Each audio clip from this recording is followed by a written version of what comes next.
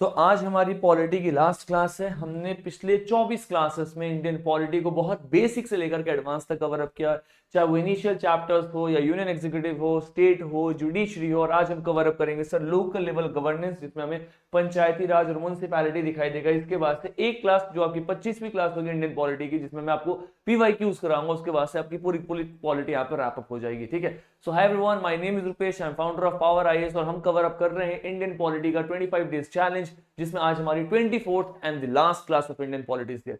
जो भी बच्चे पहली बार आए हैं आप जाकर के देख सकते हैं। अभी बिहार पीसीएस का एग्जाम हुआ, सीडीएस का एग्जाम हुआ, मेजॉरिटी क्वेश्चन सीधे अपनी सीरीज में हिट होता हुआ नजर आया है। अप्रोक्सीमेटली 10 से 12 क्वेश्चन एवरेज में सभी सीरीज में दिखाई दे रहा है। द रीजन इज सिंपल, हमने बहुत ही बल्कि से एनसीईआरटी के की टर्म्स को कट डाउन करके, लिटरेचर को कट डाउन करके सिर्फ इंपॉर्टेंट पैरामीटर्स पे टॉपिक्स को कवर अप किया हुआ है, जो थेमेटिक एरियाज है जहां से रेपिटेशन पे अलग अलग एग्जाम्स में क्वेश्चन आते हैं।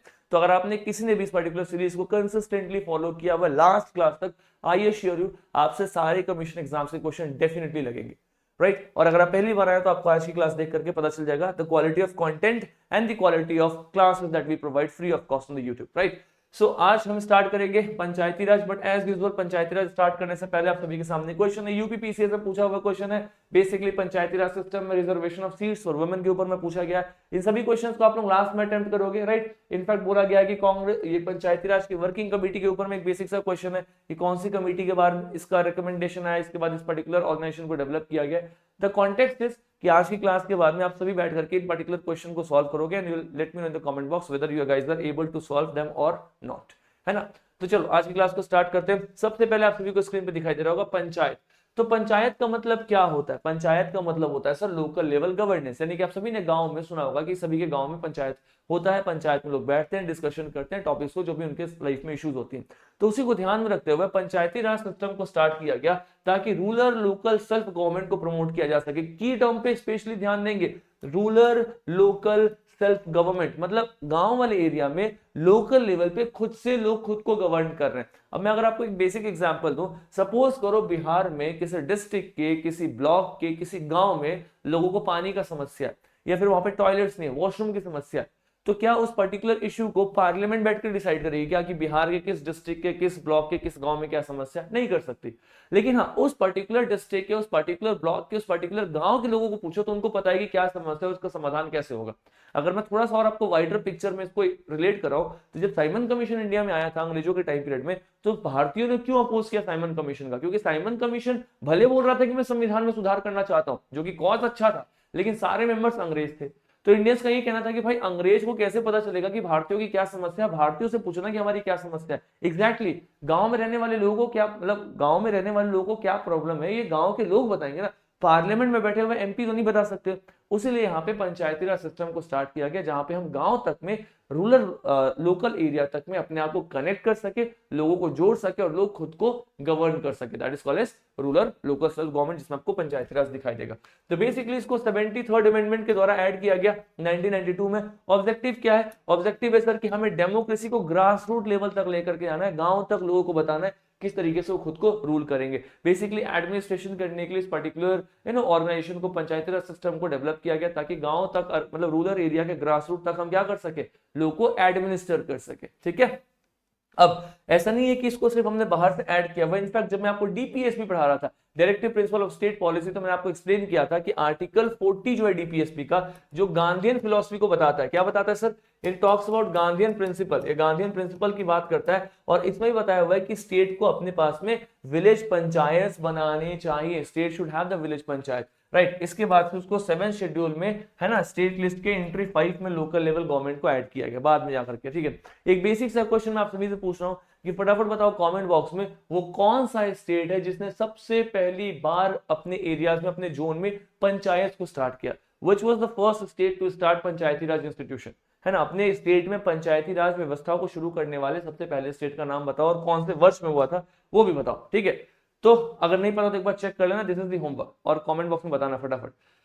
तो अगर मैं आपको इवोल्यूशन बताऊं, कोई भी चीज अचानक से नहीं होती, एक प्रोसेस होता है, उस प्रोसेस से चीजें सामने आती है। अगर आप इवोल्यूशन देखोगे तो पंचायती राज इंस्टीट्यूशन का इवोल्यूशन होता है बलवंत राय मेहता कमेटी 1957, यानी कि 1947 में देश आजाद हुआ, उसके 10 साल बाद एक बलवंत राय मेहता कमेटी बैठती है। उस पर्टिकुलर कमेटी ने बताया कि हमें कहीं ना कहीं डेमोक्रेटिक लेवल पे चीजों को डिसेंट्रलाइज करना चाहिए, मतलब जो पावर्स उसको ग्रास रूट लेवल तक लोगों को देना चाहिए। There should be democratic decentralisation. और उसके लिए उन्होंने बताया कि हमें एक 3 टियर स्ट्रक्चर बनाना चाहिए जहां पे हम 3 लेवल में, गांव में या फिर ग्रामीण एरियाज में पावर को डिवाइड करें। कौन से 3 लेवल सर? ग्राम पंचायत गांव के स्तर पे, पंचायत समिति ब्लॉक के स्तर पे, जिला परिषद डिस्ट्रिक्ट के स्तर पे। क्योंकि आप देखो डिस्ट्रिक्ट के नीचे ब्लॉक्स है, ब्लॉक्स के नीचे गांव है, तो 3 अलग अलग यूनिट्स को 3 अलग अलग तरीके से बनाया जा सके, ये इनका बेसिक सा रिकमेंडेशन था। इसीलिए बोला गया कि जो विलेज पंचायत होगा उसमें हम डायरेक्टली इलेक्ट करेंगे, मतलब विलेज पंचायत में इलेक्शन डायरेक्टली होगा। अगर आप विलेज पंचायत के मेंबर है, आप डायरेक्टली इलेक्ट करोगे कि आपको अपना सरपंच, अपना मुखिया किसको चुनना है, राइट। लेकिन पंचायत समिति और जिला परिषद में हम इनडायरेक्ट इलेक्शन करेंगे,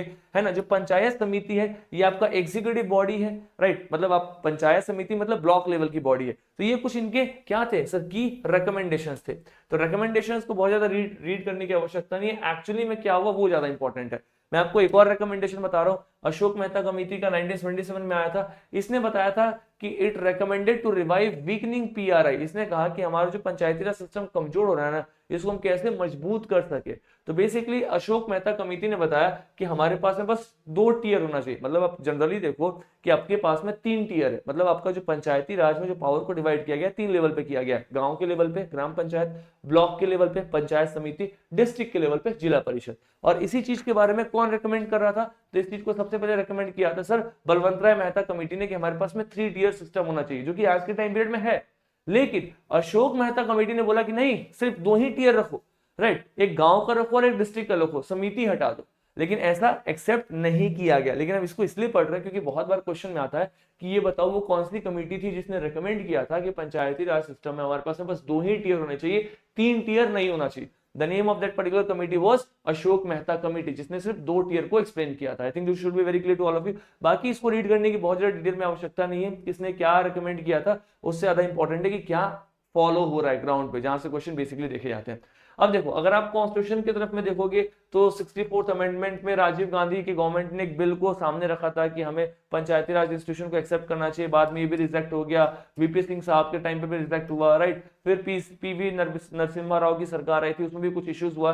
finally 73rd constitution amendment act आता है 1992 में, और इस पार्टिकुलर अमेंडमेंट अभी क्या है सर? 73rd कॉन्स्टिट्यूशन अमेंडमेंट, यानी कि हमने अपने कॉन्स्टिट्यूशन में कुछ सुधार किया है, संविधान में कुछ संशोधन किया है। और इस पार्टिकुलर संशोधन से हमने क्या क्या ऐड किया है? तो सर सबसे पहले हमने इस पार्टिकुलर संशोधन में पार्ट 9 को ऐड किया। क्या ऐड किया सर? पार्ट 9 ऐड किया। और हमने पार्ट 9 में आर्टिकल 243 से लेकर के 243 ओ तक ये सारे पार्ट आर्टिकल्स हमने पंचायत को दे दिए। किसको दे दिए? पंचायत को। अब ओ के बाद क्या आएगा? पी आएगा। तो 243 पी से आगे के जितने भी आर्टिकल्स हो हमने म्युनिसिपैलिटी को दिया। म्युनिसिपैलिटी मतलब जो शहर में लोकल लेवल गवर्नेंस करेगा। पंचायत तो गांव में होता है ना, शहर में क्या होगा? अर्बन लोकल बॉडी, जो आपकी म्युनिसिपैलिटी है, फॉर एग्जांपल दिल्ली, कोलकाता, मुंबई, सब जगह पे म्युनिसिपैलिटीज है। लेकिन गांव में जाकर के देखो क्या है? पंचायत है। तो पंचायत तक हमने 243 ओ तक आर्टिकल रखा है। 243 ओ के आगे जितने वो सब आपके म्युनिसिपैलिटी के, मैं आपको आज ही बताऊंगा 15 मिनट में, है ना। प्लस एक नया शेड्यूल को ऐड किया गया, इसका नाम था सर 11th शेड्यूल, है ना। अभी तक 10 शेड्यूल थे, हमने इस संशोधन में एक नया शेड्यूल ऐड किया। उसमें हमने 29 ऐसे सब्जेक्ट्स को ऐड किए जिसको हमने बोला कि सिर्फ पंचायती राज इंस्टीट्यूशन के पास में पावर है इन पर्टिकुलर टॉपिक पर डिसीजन लेने के लिए। क्यों? क्योंकि हमने डेमोक्रेटिक तरीके से चीजों को डिसेंट्रलाइज किया, पंचायत को सिस्टम पे ऐड कर दिया।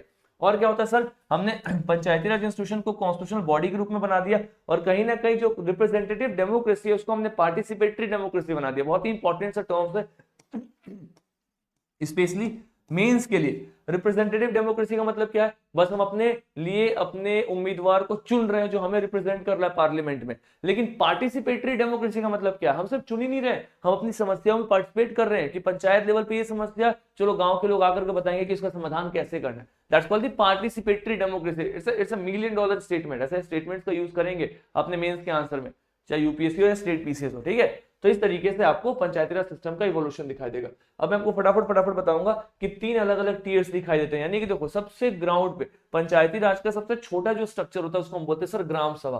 क्या बोलते हैं? ग्राम सभा। जहां पे बहुत सारे गांव के लोग एक साथ मिलकर के खड़े होते हैं और डिसाइड करते हैं कि हमें क्या अपने लिए समाधान लेकर के आना है, क्या समस्या उसका हमें समाधान क्या लेकर के आना है। उसके बाद में आपको दिखाई देगा 3 टियर सिस्टम में पंचायत, गांव के बाद में इंटरमीडिएट लेवल जिसको आप ब्लॉक लेवल कहते हो।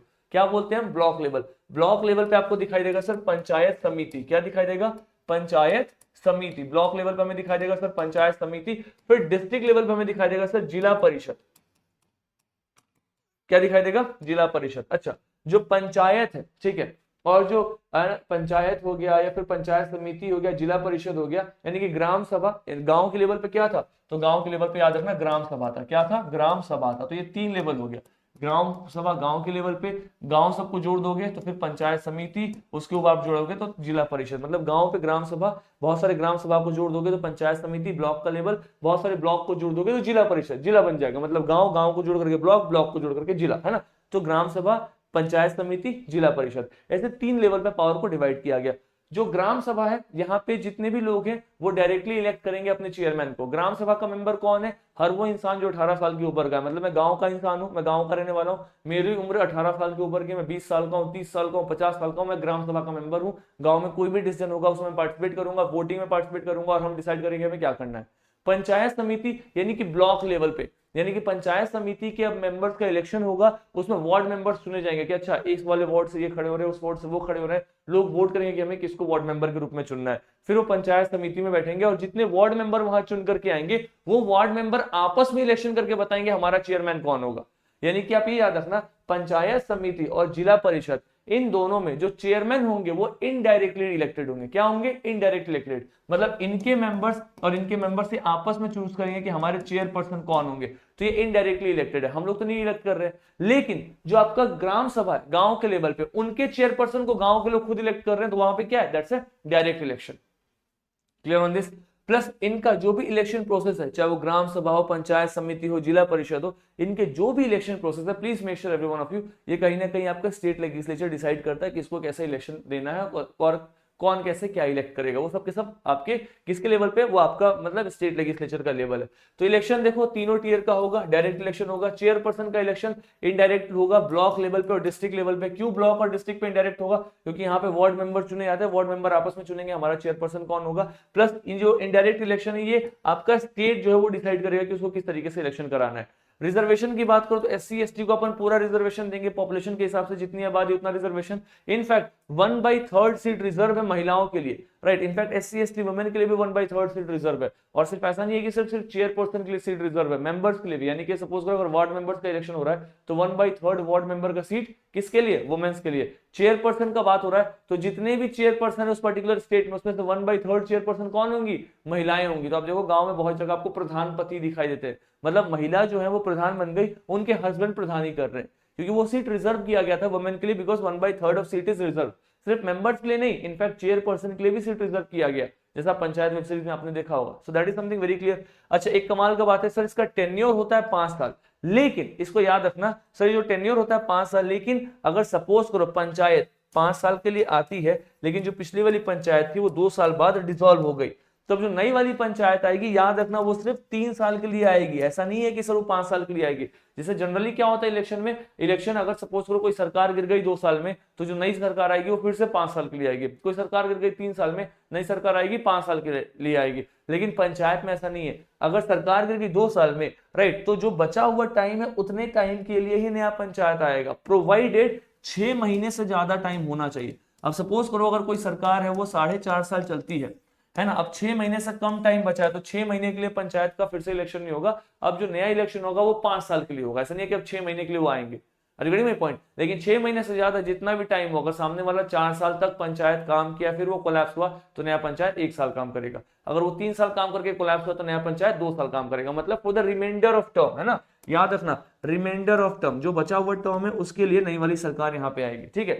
डिस्क्वालिफिकेशन, उसके मेंबर्स कौन नहीं होंगे ये स्टेट लेजिस्लेचर डिसाइड करेगा। मिनिमम 21 साल मेंबर होने चाहिए जो भी आपके पंचायत के मेंबर्स हैं। स्टेट का जो इलेक्शन कमीशन है पूर्ण रूप से स्टेट में पंचायत का इलेक्शन कराता है ना। यूनियन का जो इलेक्शन कमीशन है वो आप याद रखना सेंट्रल गवर्नमेंट का इलेक्शन कराएगा, प्लस स्टेट की सरकार का भी इलेक्शन आपका यूनियन का ही इलेक्शन कमीशन कराता है। लेकिन पंचायत का इलेक्शन आपका स्टेट का इलेक्शन कमीशन कराएगा, यूनियन इलेक्शन कमीशन नहीं कराएगा। मतलब यूनियन में जो इलेक्शन कमीशन है वो यूनियन का इलेक्शन करा रहा है, प्लस स्टेट का चीफ मिनिस्टर कौन होगा उसका भी इलेक्शन करा रहा है। लेकिन स्टेट के अंदर जो लोकल बॉडी है इसका इलेक्शन कराने के लिए एक सेपरेट बॉडी बनाई गई है, उसका नाम है सर स्टेट इलेक्शन कमीशन, जो सिर्फ पंचायती राज या फिर म्युनिसिपैलिटी का इलेक्शन कराएगी। उसके पास भी सारे पावर्स है, मैंने इसके बारे में भी आपको कॉन्स्टिट्यूशनल बॉडी वाले चैप्टर में पढ़ाया हुआ बहुत डिटेल में, है ना। चलो, सैलेंट फीचर बताने की आवश्यकता नहीं है, ये सब हमने कवर अप कर लिया हुआ है। अच्छा, अब एक चीज और मैं आपको बता दूं जो कि पिछले वाले कॉन्टेक्स्ट में नहीं था, अगर सपोज करो कोई भी ऐसा स्टेट है जिस स्टेट में अगर 20 लाख से कम आबादी है, क्या 20 लाख से कम आबादी, the population is less than 20 lakhs, तो उस पर्टिकुलर स्टेट में सिर्फ दो ही टीयर होंगे, यानी कि एक तो आपका ग्राम पंचायत होगा, क्या होगा सर, ग्राम पंचायत, और एक आपका होगा जिला परिषद। ये याद रखना, क्या होगा, जिला परिषद। यानी कि देखो बहुत बार क्या होता है कि स्टेट्स तो छोड़ो, बहुत बार शहरों की आबादी काफी करोड़ होती है। फॉर एग्जांपल दिल्ली, दिल्ली की आबादी 2.5 करोड़ है ना। बहुत बहुत सारे ऐसे शहर हैं जिनकी आबादी 20 लाख 25 लाख होती है। लेकिन अगर वर्स्ट पॉसिबल सिनेरियो में कोई एक स्टेट है और उस पूरे स्टेट की आबादी ही 20 लाख से कम है, तो उस स्टेट में जितने भी लोकल लेवल बॉडी होंगे उनमें बस दो ही स्ट्रक्चर होगा, एक गांव का होगा और एक जिला का होगा। उसमें पंचायत समिति ब्लॉक वाला लेवल होगा ही नहीं। क्यों? क्योंकि ऑलरेडी पॉपुलेशन कम है, तो फिर आप क्यों 3 लेवल पे 5 लेवल पे डिवाइड करोगे। तो याद रखना, अगर 20 लाख से कम स्टेट की पॉपुलेशन है तो वहां पे या तो ग्राम पंचायत होगा, मतलब सिर्फ ग्राम पंचायत होगा और जिला परिषद होगा, पंचायत समिति उसमें नहीं होगा। As simple as that. ठीक है। 74 जो अमेंडमेंट है 1992 का, ये अर्बन लोकल बॉडीज की बात करता है। इसका बैकग्राउंड देखो तो 1992 के पहले अर्बन लोकल बॉडीज मतलब कहीं भी देखोगे आप तो म्युनिसिपैलिटी के बारे में बोला गया था, लेकिन म्युनिसिपैलिटी बहुत पावरफुल नहीं थे। अब गांव में अगर आप पंचायत बना रहे हो तो शहरों में भी तो आपको बॉडी होनी चाहिए गवर्न करने के लिए। तो बेसिकली उसी के लिए 74th अमेंडमेंट किया गया ताकि हम शहर में भी ग्रास रूट डेमोक्रेसी को प्रमोट कर सके और हम क्या कर सके, पंचायत बना सके। तो शहरों में आपको क्या दिखाई देगा, इसको कहां पे ऐड किया गया, तो पार्ट 9 में पंचायत था तो 9A बना करके आर्टिकल 243P, अब O के बाद क्या आता है, P से लेके 243ZZ तक, मतलब एक देखो 243P से लेके 243Z, फिर 243ZA, ZB, ZC, ZD, ऐसे करते करते ZG तक, ये सारे के सारे आर्टिकल्स किसके, आपके म्युनिसिपैलिटी है। किसके हैं सर, ये म्युनिसिपैलिटी के है ना। और इसके पहले वाले किसके थे, पंचायत के थे। पंचायत 11 शेड्यूल था, म्युनिसिपैलिटी आपका 12वां शेड्यूल है। मैंने आपको टीयर्स ऑफ ओल्ड पीएम पढ़ाया था, जहां मैंने आपको 12 शेड्यूल याद कराए थे निमोनिक्स के साथ। उसमें मैंने आपको बताया था 12 शेड्यूल आपका म्युनिसिपैलिटी, 11 शेड्यूल आपका पंचायत है। जो भी एस्पिरेंट सीरियस बेसिस पे इन 25 क्लासेस को देख रहे होंगे, ट्रस्ट में उनके सभी एग्जाम्स के सारे क्वेश्चन लगेंगे, ट्रस्ट में, राइट। प्लस हमने पढ़ा था सर कि 3 अलग अलग प्रकार की म्युनिसिपैलिटीज होती है। अब देखो कैसी म्युनिसिपैलिटी होती है, एक होता है नगर पंचायत। नगर पंचायत मतलब कुछ ऐसे एरिया जो अभी शहर के आउटर साइड है, उनमें गांव है लेकिन वो शहर की तरह डेवलप हो रहे हैं। फॉर एग्जांपल कहीं शहर है, शहर से दूर दरार एयरपोर्ट बन गया किसी गांव में, अब गांव के आसपास का एरिया डेवलप कर रहा है, वहां पे लोग घर बना रहे हैं, जमीन खरीद रहे हैं, तो उनको बोलते हैं ट्रांजिशन एरिया, क्योंकि वहां पे गांव शहर में बदल रहा है। उस जगह पे आपको नगर पंचायत दिखाई देगा। नगर, नगर मतलब गांव, गांव का मतलब ये गांव शहर में कन्वर्ट हो रहा है, नगर पंचायत। फिर म्युनिसिपल काउंसिल, मतलब जो भी अच्छे खासे शहरों में म्युनिसिपल काउंसिल दिखाई देगा। फॉर एग्जांपल आप देख लो, है ना, आपका मेरठ हो गया, आपका है ना, जो भी ऐसे छोटे मोटे शहर है, मतलब ठीक ठाक शहर है, वहां पे आपको म्युनिसिपल काउंसिल दिखाई देगा। फिर म्युनिसिपल कोऑपरेशन जो महानगरी है, फॉर एग्जांपल दिल्ली, मुंबई, कोलकाता, चेन्नई, जहां बहुत बड़े बड़े शहर है, बहुत ज्यादा आबादी है, उन पर्टिकुलर एरिया में आपको म्युनिसिपल कॉर्पोरेशन दिखाई देगा। तो इस तरीके से कॉर्पोरेशन दिखाई देगा, 3 अलग अलग पार्ट आपको दिखाई देगा। इनमें भी सर आप देखो कंपोजिशन में तो मेंबर्स डायरेक्टली इलेक्टेड है, SC ST OBC, और 1/3 सीट महिलाओं के लिए रिजर्व है, जैसे हमने वहां पे पढ़ा था। चेयरमैन की सीट भी रिजर्व होगी, ठीक है। अगर आप ड्यूरेशन की बात करोगे तो जो भी वार्ड कमिटीज है, अगर उनकी आबादी 3 लाख से कम है तो वहां पे आपको जो भी मतलब आपको वार्ड कमिटीज दिखाई देंगी। 3 लाख से कम का पॉपुलेशन है तो वार्ड कमेटी बैठेगा, 5 साल वार्ड कमेटी का टेन्योर होता है। और जो भी वहां पे इलेक्शन होगा म्युनिसिपैलिटी के लिए, वही वाला सीन है सर कि जितना रिमाइंडर टर्म है उतने ही टाइम के लिए आएंगे। अगर 3 साल में म्युनिसिपैलिटी खत्म हो गई तो नई वाली 2 साल के लिए आएगी। 6 महीना मिनिमम है, 6 महीने से कम में अगर खत्म हो रही है तो फिर अगला इलेक्शन 5 साल के लिए ही होगा। अच्छा, जो आपका इलेक्शन है, राइट, आपका जो भी इलेक्शन है म्युनिसिपैलिटी का या फिर पंचायत का, वो आपका स्टेट इलेक्शन कमीशन कराएगा। और जो भी पैसा है, किसके पास कितना फाइनेंस पावर होना चाहिए, उसको स्टेट का फाइनेंस कमीशन ही देखेगा, और ये भी हर 5 साल में देखता हुआ नजर आएगा, ठीक है। बाकी म्युनिसिपैलिटी में ना वो पॉट एरिया कमेटी बहुत कुछ आता है, लेकिन म्युनिसिपैलिटी कभी भी एग्जाम का फोकस नहीं रहा है। बहुत कम क्वेश्चन म्युनिसिपैलिटी से आते हैं। क्वेश्चन बेसिकली पूछा कहां से आता है, तो PESA, Panchayat extension of scheduled area, उस पर अपन थोड़ा सा फोकस करेंगे। फटाफट देखेंगे फंक्शन क्या है 12 शेड्यूल में, तो अर्बन प्लानिंग, लैंड का कैसे यूज करें, रोड कैसे बनेगा, ब्रिज कैसे बनेगा, वाटर सप्लाई कैसे होगा, ये सब का सब कहीं ना कहीं पावर किसके पास है, आपके पंचायत के पास, राइट। आप पावर में देखोगे तो स्टेट जो है वो कहीं ना कहीं म्युनिसिपैलिटी को पावर देते हैं कि आप अपने हिसाब से काम करो। और म्युनिसिपैलिटी में होता है sir district planning committee. District planning committee बताता है कि हमें अपने डिस्ट्रिक्ट में किस तरीके से प्लान करना है, कौन सी जगह पे क्या बनाना है, कहाँ पे हाईवे लेके जाना है, वो कहीं ना कहीं डिस्ट्रिक्ट प्लानिंग कमेटी का काम होता है। और मेट्रोपॉलिटन सिटीज में होता है सर मेट्रोपॉलिटन प्लानिंग कमेटी, जहां पे बहुत बड़ी आबादी रहती है, ठीक है। उनका यहाँ पे एग्जाम्पशन और सिग्निफिकेंस मैंने दे दिया, आप इसको आराम से रीड करोगे, बहुत ही सिंपल है। इसके बाद लास्ट टॉपिक है sir panchayat extension to schedule area, जिसको आप क्या बोलते हो, पेसा कहते हो। 1996 में एक्ट आया है बेसिकली पंचायत जो आप नॉर्मल स्टेट्स में दे रहे हो, लेकिन जो शेड्यूल एरिया जहां पे ट्राइब्स रह रही हैं उनको ज्यादा पावर देना पड़ेगा ताकि अपने हिसाब से अपने कल्चर को रेगुलेट कर सके। उसने यहाँ पे पेसा एक्ट को ऐड किया गया 1996 में, है ना। अब देखो यहाँ पे क्या लिखा हुआ है, बहुत ही सिंपल है। यहाँ बताया जा रहा है कि जो 73rd अमेंडमेंट है उसने कहीं ना कहीं पंचायती राज इंस्टीट्यूशन को क्या कर दिया है सर, कॉन्स्टिट्यूशनल स्टेटस दिया है। सही बात है, इट मेक सेंस। लेकिन जो शेड्यूल एरियाज है जो 5th शेड्यूल में है, राइट, उनको यहां से एक्सक्लूड कर दिया गया। अब उन शेड्यूल एरियाज को आप कैसे रेगुलेट करोगे, क्योंकि जो देखो जहां पे ट्राइब्स हैं, शेड्यूल्स रह रहे हैं, उनको अलग कल्चर है, उनका अलग ट्रेडिशन, उस ट्रेडिशन को अपने हिसाब से चलाएंगे तभी वो एग्जिस्ट कर पाएंगे। अगर आप उनको बाहर से रूल करोगे तो फिर उनका ट्रेडिशन कल्चर खराब हो जाएगा। तो उनको सेफ गार्ड करने के लिए बेसिकली पेसा एक्ट को बनाया गया है। इसमें आपको पता चलेगा सर, भूरिया कमेटी आई थी 1995 में, उसने बताया था हमें कि स्पेशल सेफ गार्ड देना चाहिए कुछ पर्टिकुलर स्टेट्स को जहां पे ऐसे पॉपुलेशन रह रहे हैं, जिसके वास्ते आपको पता चलेगा पेसा यानी कि panchayat extension to schedule area. 1996 में शेड्यूल एरिया को पावर दे दिया गया। इसके बाद में आपको ट्राइबल लेवल पे सेल्फ गवर्नेंस दिखाई देता है, ठीक है। तो ऑब्जेक्टिव ऑफ पेसा बताने की आवश्यकता नहीं, मैं आपको ऑलरेडी बता चुका हूं। जो भी ट्राइबल कम्युनिटीज हैं उनके अलग अलग ट्रेडिशन है, कस्टम्स है, राइट, उनको अपने हिसाब से रूल करना चाहिए, उनके पास में ऑटोनॉमी हो रूल करने के लिए, उनको कोई एक्सप्लॉइट ना करे बाहर से कानून बना करके, इसलिए बेसिकली पेसा को बनाया गया। So all these are the causes for having PESA, ठीक है।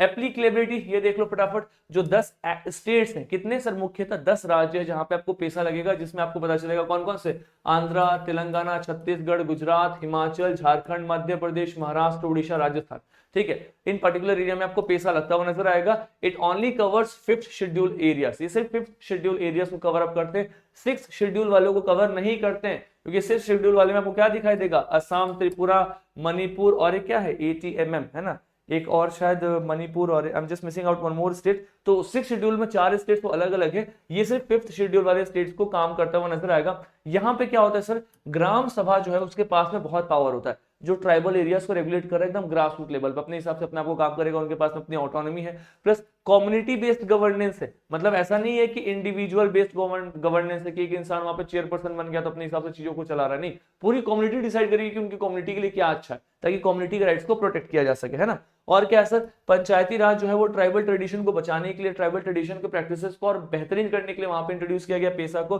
और ऐसा बोला गया gram sabha given mandatory role in development, natural resource and social justice. हमेशा याद रखना, जहां भी पेसा लगा हुआ है वहां पे ग्राम सभा के पास बहुत पावर है, किस तरीके से उन एरियाज को डेवलप करना चाहते हैं, उनमें विकास लाना चाहते हैं, they have great power, they can do it the way they want to do, है ना।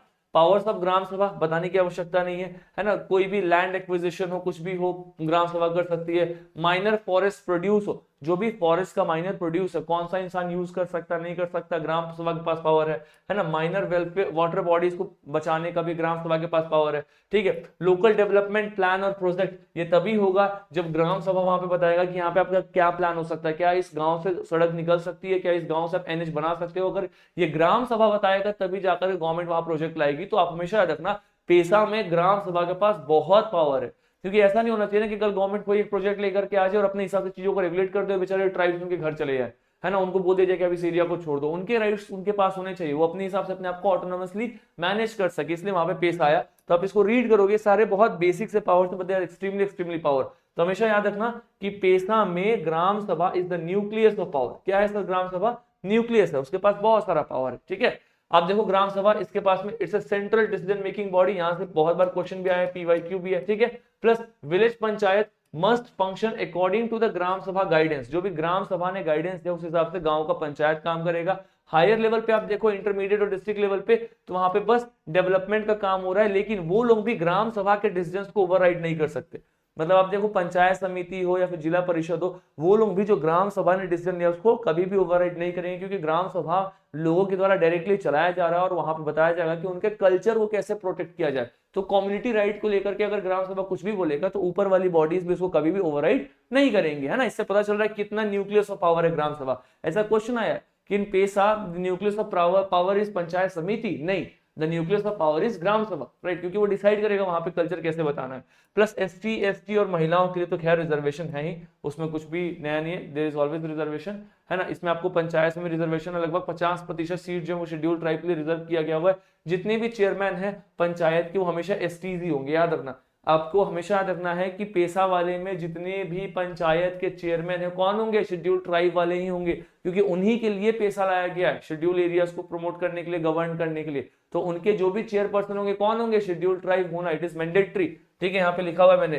प्लस स्टेट जो है गवर्नमेंट में nominate ST membership adequately represent, मतलब स्टेट भी कहीं कहीं एडिक्वेटली स्टेट मेंबरशिप में एसटी को रिप्रेजेंट कर सकती है, that's a different thing, but आप इसको एटलीस्ट ध्यान में रखेंगे, है ना। पावर्स मैं आपको ऑलरेडी बता चुका हूं, कुछ भी नहीं है इसमें। तो with this finally we have completed is Panchayati Raj institution and the municipality. देखो मैंने इस टॉपिक को ना एग्जैक्टली उतना ही पढ़ा है जितना क्वेश्चन आता है, बहुत ज्यादा इस पर रिसर्च R&D करके बहुत टाइम लगाने की आवश्यकता नहीं। इसके बाद आप एक बार लक्ष्मीकांत को पेजेस पलट करके PYQ लगा सकते हो, वहां से क्वेश्चन लगते हुए नजर आएंगे, एंड इतना ही कवर अप करो जहां से आपका पेपर में क्वेश्चन आता हुआ नजर आएगा। ठीक है, तो आज की क्लास के बाद हमारा जो लोकल लेवल गवर्नेंस ये भी खत्म हुआ, प्लस हमने इंडियन पॉलिटी के लगभग 24 क्लासेस में पूरी पॉलिटी कवर किया, starting from the first class historical background. जो भी इंपॉर्टेंट चैप्टर्स हमने उसको कवर अप किया। We have not covered all the chapters, but yes all the important chapters have been covered in this particular series, जो कि आपको playlist में दिख जाएगा। So I hope the series was helpful to all of you. जो भी ऐसे बच्चे जिन्होंने कंसिस्टेंट होकर के सीरीज को देखा है, please let me know in the comment box. बाकी मिलते हैं एक PYQ सेशन के साथ, धमाकेदार सेशन के साथ, जहां हम अपने सारे कॉन्सेप्ट को लगाते हुए नजर आएंगे, and then we shall be watching ये सीरीज कितनी हेल्पफुल रही सबके लिए। So this is for today, thank you so much everyone, God bless you all, keep on working hard, thank you so much, take care.